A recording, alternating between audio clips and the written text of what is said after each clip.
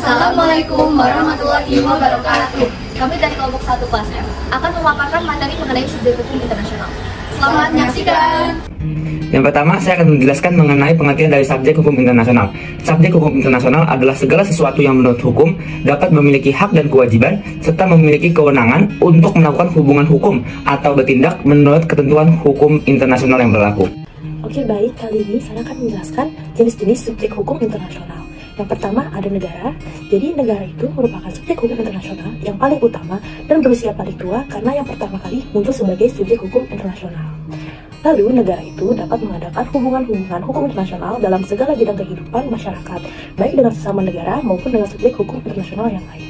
Untuk selanjutnya ada organisasi internasional.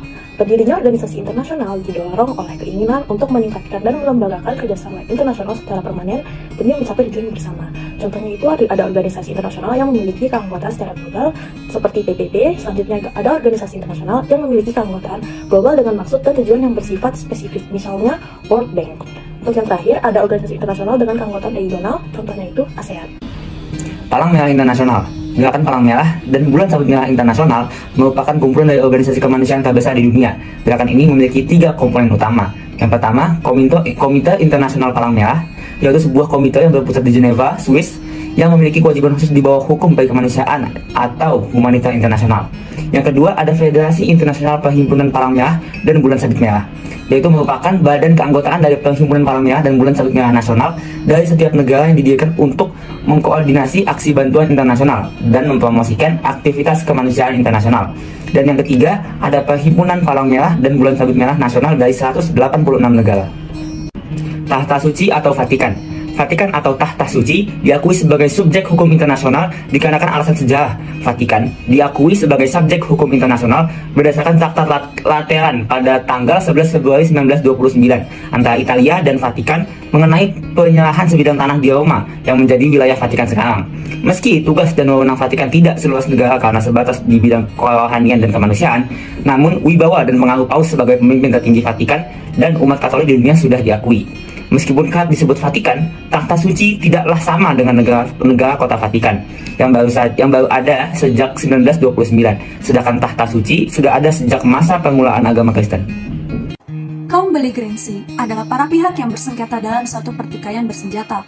Dalam hal ini, pihak yang bersengketa dapat siapa saja termasuk pemberontak. Hukum yang harus diberlakukan terhadap suatu peristiwa pemberontakan dalam suatu negara adalah hukum nasional dari negara yang bersangkutan. Setidaknya terdapat 4 kriteria kaum beligrensi menurut Hurwitz. Yang pertama adalah terorganisir di bawah pimpinan yang bertanggung jawab. Kedua, menggunakan tanda pengenal yang secara jelas dapat terlihat. Yang ketiga adalah secara terang-terangan membawa senjata. Dan yang keempat adalah mengindahkan cara-cara berperang yang sudah lazim. Kriteria kaum pemberontak menurut Oppenheim dan Lauterbach yang pertama adalah adanya penghormatan terhadap peraturan hukum perang oleh negara yang bersangkutan dan kaum beligrensi. Kedua adalah adanya perang saudara yang disertai penyertaan hubungan permusuhan antara negara yang bersangkutan dan kaum beligrensi tersebut. Yang ketiga adalah menguasai atau menduduki sebagian dari wilayah negara. Yang keempat adalah adanya kebutuhan praktis bagi negara-negara ketiga untuk menentukan sikapnya terhadap perang saudara tersebut. Organisasi pembebasan atau bangsa yang memperjuangkan hak-haknya hingga saat ini pengertiannya masih menjadi kontroversial.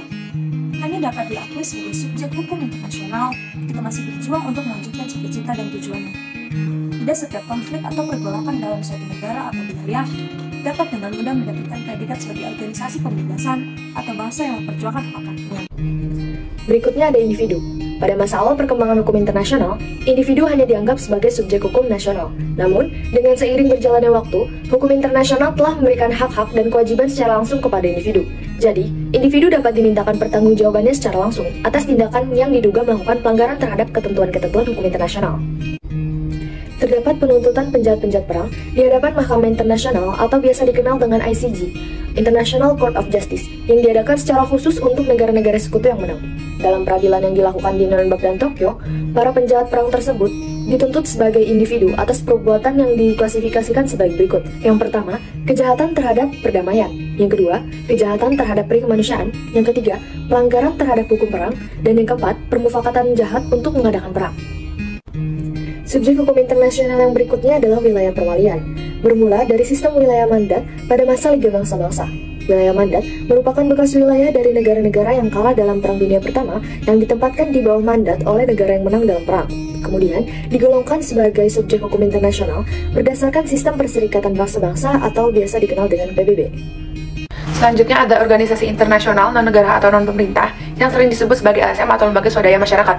Meskipun didirikan dengan dasar hukum nasional dari negara tempat kedudukannya atau berkantor pusat, tetapi ia dapat mempunyai cabang-cabang di berbagai negara.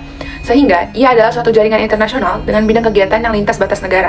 Yang terakhir, ada perusahaan transnasional atau multinasional, yakni sebuah fenomena baru dalam hukum dan hubungan internasional. Dalam beberapa kasus, negara bahkan organisasi internasional memiliki hubungan langsung dengan perusahaan transnasional atau multinasional yang menciptakan hak dan kewajiban internasional. Sekian dari kami. Terima kasih sudah menyaksikan.